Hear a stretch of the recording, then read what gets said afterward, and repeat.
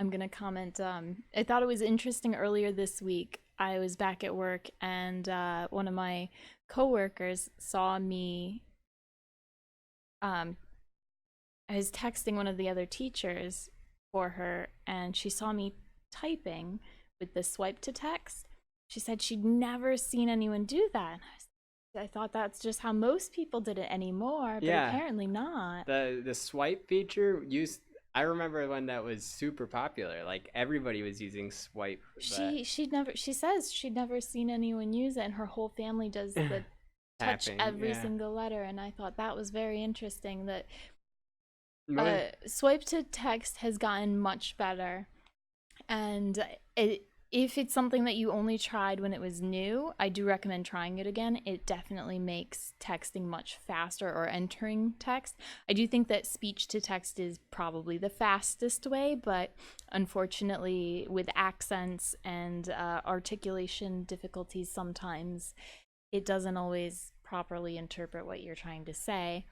Uh, the swipe to text, though, has significantly improved such that it pretty typically understands what you're trying to say, even if you don't quite hit the letters that you're meaning to. yeah, the swipe because the swipe was.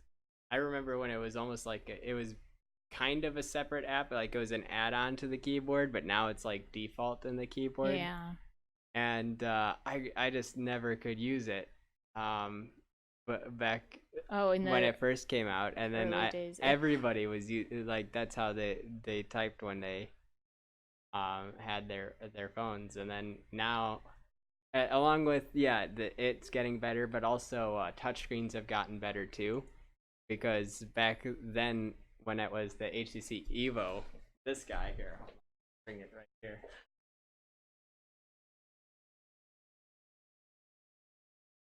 A brick of a phone. The touchscreen on this sucker is so Not as terrible. refined as No, ours are yeah, now.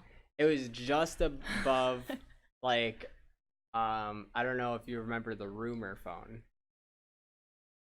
The rumor phone was a like it was the one with the keypad, but Mm-hmm. that swiped like it swiped up with the keypad, but then swiped closed, and it was like a normal phone. I had a similar one that wasn't a room. I can't remember what it Yeah, was.